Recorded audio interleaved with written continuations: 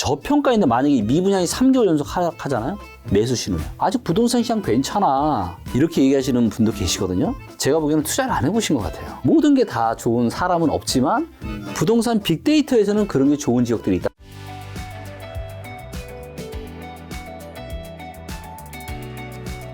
자, 그 다음에 또 뭐가 있냐. 이것도 너무 중요한 데이터인데 KB부동산에서 매매 전세 전망이라고 하는 데이터를 보여줍니다. 이거는 뭐냐면 3개월 뒤에 그 지역의 부동산 시장이 매매나 전세가 좋아질 건지 안 좋아질 건지를 공인중개사분들이 전망하는 거예요. 자, 공인중개사분들 현장에서 활동을 하시니까 굉장히 잘할 수 있겠죠. 그쵸. 보시는 것처럼 지금 모든 지역이, 그러니까 100보다 높은 상승이고 100보다 낮으면 하락인데 대한민국 모든 지역이 다 어때요? 다 하락이죠. 네, 지금 그만큼 시장이 매우 좋지 않다.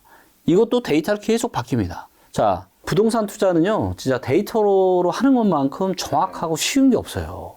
이것들을 다 결합해서 보면은 다 보입니다. 자, 그 다음에 이번에는 입주 물량이에요. 확정적으로 알 수 있는 유일한 미래, 그러니까 모든 데이터는 다 과거예요. 지금까지의 데이터밖에 없어. 이걸 가지고 가늠을 하면서 미래를 알 수 있는 유일한 데이터는 뭐냐면 바로 입주 물량입니다. 그리고 입주 물량은 분양하고 나서 아파트 공급 분양하고는 입주까지 2년 반에 3년 정도 걸려요. 그래서 요 정도까지 입주 물량 거의 100% 알 수 있어요. 확정으로. 네, 근데 2년 반, 3년 뒤는 좀 부족할 수 있습니다. 네. 그래서 그 이후까지 추정을 하기 위해서 저희 이제 리치고 팀에서는 뭐까지 했냐? 이주 및 철거 단계, 관리 처분 인가 단계까지 계산을 해서 입주 물량에 넣은 거예요. 자, 보시는 것처럼 서울의 입주 물량은 23년, 24년 작아요. 네, 작은 거 확실합니다. 그래서 이것 때문에 많은 사람들이 올라간다고 했지만 제가 그랬죠. 입주 물량 하나 가지고 의사결정하는 건 뭐다? 부동산 시장 전망하는 건 뭐다? 이건 성격 하나로 그 사람이 성공할 건지 말 건지를 결정하는 건데 그렇게 해서는 절대로 안 된다. 네. 그 다음에 이제 시도별 비교를 하기 위해서 입주 물량이 어디가 많고 적은지를 비교하기 위해서 입주 비율이라는 걸 만들었고요. 인천, 대구, 충남이 제일 입주 물량이 많습니다. 그러니까 여기는 향후 공급이 많은 거예요. 네. 물론 공급이 많아도 올라갈 수 있어요. 자, 2018년에 제가 서울시 부동산 자문위원을 제가 그때 처음 시작을 했었습니다. 근데 그 당시 이제 저 말고 거의 대부분의 거기 참석하신 분들은 뭐 다들 대단하신 분이었습니다. 저는 이제 빅데이터 부동산 책 한 권 쓴 완전 초보 부동산 전문가였고 나머지 분들은 뭐 무슨 협회 회장님, 뭐 교수님, 뭐 근데 거기에 90%, 80% 이상이 다 뭐라 그랬냐? 네. 다 떨어진다 그랬어요. 그 근거가 뭐였냐? 수도권에 지금 입주 물량이 너무 많다. 떨어질 수밖에 없다. 근데 죄송한 말씀입니다. 그분들은 근거 데이터도 거의 없이 그냥 오셔서 말로만. 근데 저는 초보였지만 저는 데이터가 있으니까 자료는 이만큼 준비해서 아니 무슨 소리냐. 입주 물량 많은 건 분명하지만 그럼에도 불구하고 이만저만해서 올라갈 수밖에 없다라고 제가 전망을 했었고요. 여러분들이 반드시 기억하셔야 되는 건 뭐냐면 최근에도 다 틀렸잖아요. 입주 물량으로 전망하는 게 다 틀렸다고요. 서울이 입주 물량 작다고 그래서 무조건 올라갈 수 없다고 얼마나 많이 그랬습니까? 괜히 많았죠. 네, 절대 아니라니까요. 하지만 중요하게 봐야 되는 데이터인 것만은 틀림이 없습니다. 그래서 이런 거예요. 자, 저평가되어 있고 이제 막 상승이 시작됐어요. 즉 거품이 없는 얘기죠. 없잖아요. 이 상태에서 입주 물량이 오는 건 괜찮아요. 근데 고평가된 상태, 이미 살만한 사람들은 다 샀는데 입주 물량이 터진다 그러면 난리는 나는 거고 고평가되면 시장이 안 좋아지면 입주 물량이 작아도 떨어져요. 그렇기 때문에 절대로 맞는 건 아니고요. 자, 그래서 수도권 그리고 이제 입주 물량은 그러니까 주변 지역이랑 같이 봐요. 봐야 됩니다. 그래서 서울만 보시면 안 되고 서울에서 경기도나 인천으로 출퇴근하는 사람들 많잖아요. 네. 그래서 같이 봐야 됩니다. 그래서 제가 또 누누이 말씀드렸던 게 수도권은 입주 물량 작지 않다. 누가 서울만 가지고 얘기하지 마라 제발. 수도권 같이 묶어서 봐야 된다. 네. 보신 것처럼 수도권의 입주 물량이 작지 않아요. 진짜 작았을 때가 언제냐면요. 13년, 14년이에요. 11년, 12, 13년. 이때 진짜 작았잖아요. 근데 이때 대세하러 왔잖아요. 네. 지금은 이때보다 입주 물량이 오히려 더 많습니다. 절대로 입주 물량 작지 않다. 그리고 하락기에는 입주 물량이 많아지기가 힘듭니다. 왜?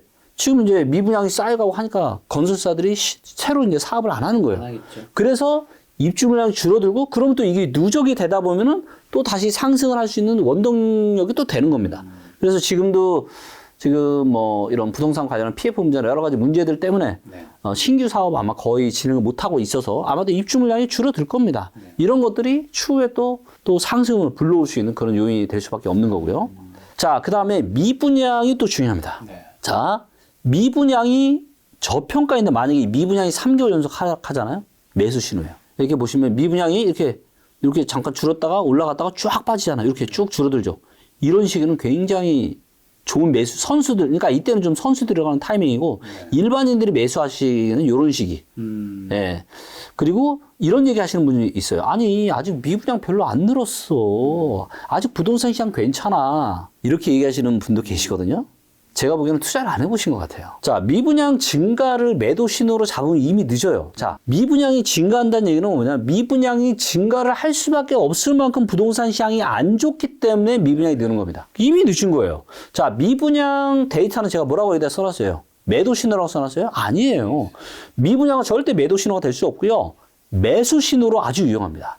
매수 신호로 잡아야 돼요. 그래서 미분양이 팍팍 줄어들면은 아주 적극적인 매수 시기고, 실제로 이걸 가지고 제가 또 매수를 한 게 있는데, 제가 이 매수 사례를 좀 설명을 좀 드리도록 하겠습니다. 네. 2020년 제가 이제 원래 평택을 좀 많이 째려보고 있었습니다. 왜냐면 이제 호재도 굉장히 많았고, 일자리도 늘고, 인구수 세대수도 계속 늘고, 근데 이제 입주 물량이 많아서 굉장히 지지부진했거든요. 그래서 이제 보시는 것처럼, 이게 이제 평택의 매매가와 전세가 차트고요. 보시는 것처럼, 매매가랑 전세가랑 계속 하락을 하고 있었죠. 수도권이 계속 올라가는 동안. 그래서 2019년까지도 별로 안 좋았어요, 평택이. 근데 보시는 건 하락폭이 줄어들고 있죠. 그래서 제가 눈여겨보고 있었고요. 그런데 2020년에 1월 달에 데이터를 보고, 야, 여기는 발바닥, 무조건 사야 되겠다라고 하고, 제 주변에도 적극적으로 얘기하고, 그래서 저도 이때 한 2채 정도 제가 샀었고요. 자, 그런데 이거를 어떤 원리로 샀는지를 제가 보여드릴게요. 자, 이렇게 매매 전세가 어때요? 하락이 멈췄죠? 자, 플라워 차트를 제가 보여드릴게요. 자, 일단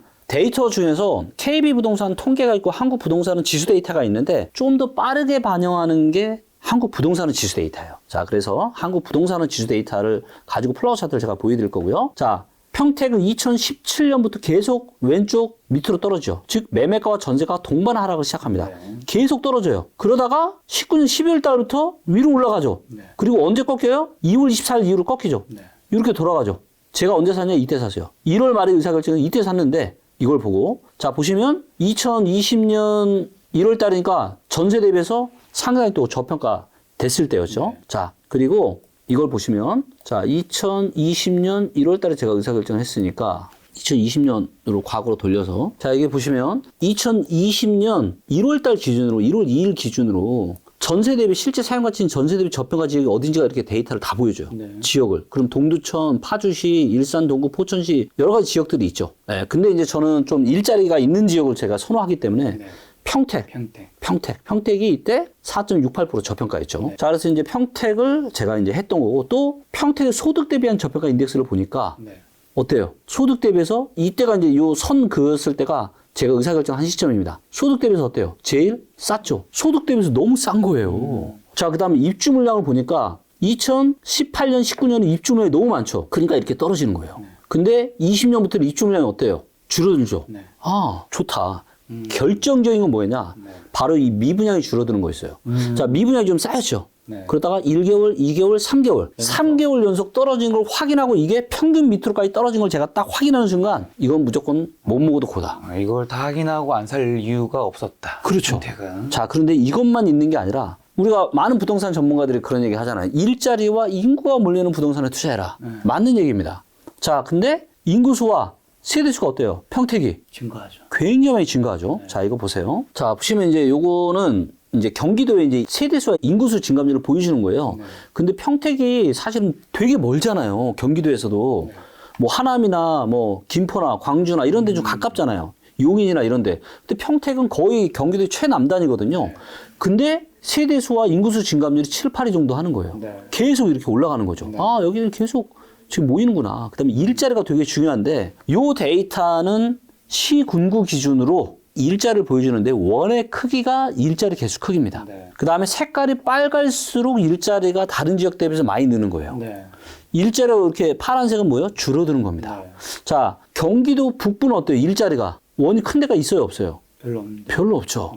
자, 일자리 대부분은 경기도 남부에 있습니다. 그래서 경기도 북부보다는 전 남부를 더 선호하는데, 자, 일자리 4개 큰 데가 하나, 둘, 셋, 4개죠. 경기도 제일 일자리 큰 데가.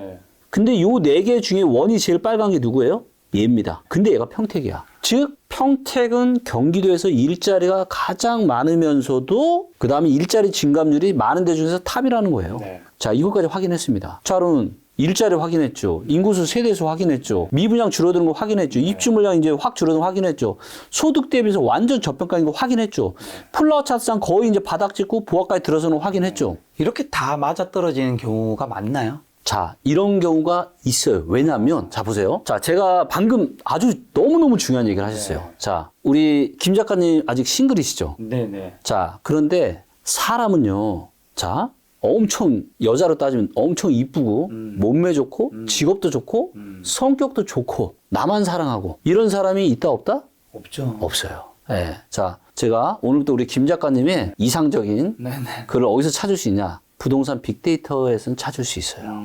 사람은 저도 이제 저도 굉장히 부족한 부분들이 많고, 네. 하지만 지금 대한민국에는 부동산 지역이 시군구만 해도 몇 개겠어요? 거의 200개 가까이 됩니다. 200개 되는 지역에서 모든 데이터가 다 좋은 지역이 있다, 없다? 있겠죠. 있어요. 그리고 없으면 기다리면 돼요. 아니, 저는 그렇잖아요. 아니, 10년에 한두 번 정도만 투자 잘해도 우리가 근로소득을 얻을 수 없는 소득을 얻을 수가 있는데 조금 기다리는 거 못하나요?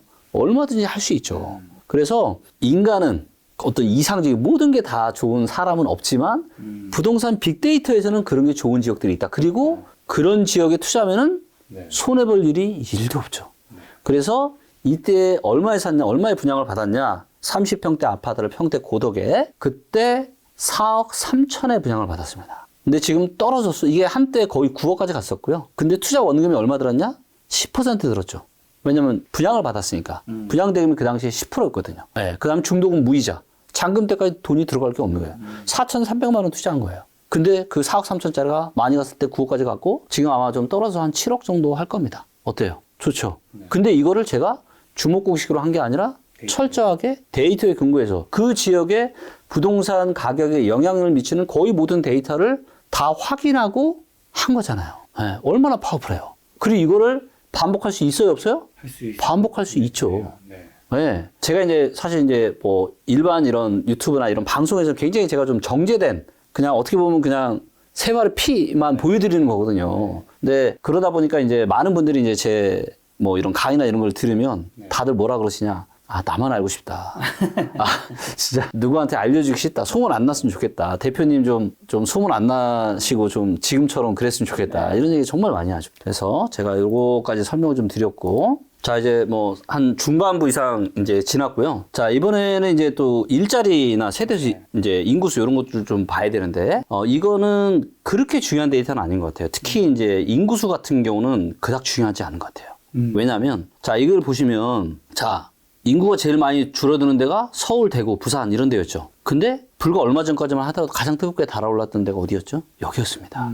네, 지난 몇 년 동안 인구가 제일 많이 줄었지만 가장 많이 상승을 했던. 그 다음에 세종이 인구가 제일 많이 늘거든요. 근데 세종 지금 어때요? 안 좋죠. 그러니까 인구나 세대수나 일자리 데이터 딱 하나만 봐서는 안 된다. 여러 가지를 다 봐야 된다. 그 다음에 세종 같은 경우는 보세요. 세종은 인구랑 세대수 누적 증감률이 제일 높죠. 근데 입주 물량도 어때요? 입주 물량도 작아. 그러면 올라가야 되죠. 그러니까요. 근데 입주 물량이 작은데도 왜 세종을 하락을 하고 있을까요? 많은 전문가들 아니 여기는 일자리와 인구도 늘고 입주 물량 다 그러게. 올라가서 아니 언뜻 들으면 너무 맞는 얘기잖아요. 다 맞는 얘기인데. 자, 근데 혹시 아까 전세 대비한 저평가 인덱스 기억나시나요? 네. 어디가 제일 높았죠? 세종. 즉 세종은 실제 사용 가치인 전세 대비해서 매매가의 거품이 전국에서 가장 높다. 그러니까 거기는 투자하면 된다, 안 된다? 다른 데이터가 아무리 좋아도 단점이 너무 치명적이에요. 우리가 사람도 그렇잖아요. 아무리 장점이 많은 사람도 누구나 단점은 있지만 그 단점이 치명적이에요. 그럼 피해야죠. 그러면 그런 사람의 유형을 좀 피해야 되잖아요. 네. 근데 부동산도 똑같다라는 거예요. 사실 세종은 너무 좋아요. 저도 투자하고 싶은 지역 중에 하나입니다. 근데 제가 세종을 뭐 빠르면 올해 23년 연말 정도에 눈여겨본다 봐도 나쁘지 않을 거라고 말씀을 드렸지만 네. 왜 그동안 세종은 사면 안 되냐라고 했냐면 바로 이 전세 대비한 저평가 인덱스가 너무 고평가인 거예요. 그래서 장점이 많은 지역이지만 단점이 치명적이기 때문에 우리는 세종에는 낚시하러 가면 안 된다. 데이터를 몇 가지만 보고 하면 안 된다. 그렇죠. 종합적으로 보고 판단해야 된다. 네. 자, 그 다음에 이제 인구수, 세대수, 일자리 데이터 같은 경우는 이제 리치고 앱에 들어가면 이 랭킹이 있어요. 네. 랭킹의 일자리수 증감률을 보면 다 보입니다. 그래서 보시면 평택 같은 경우는 어때요? 성남시 수정구 1등, 그 다음에 평택시, 네. 그 다음에 청주시 흥덕구, 그 다음에 인천 연수구. 이런 지역들은 만약에 부동산 투자를 항상 이런 지역들은 눈여겨보셔야 됩니다. 왜? 일자리가 늘기 때문에. 하지만 이것만 봐서 안 된다. 안 된다.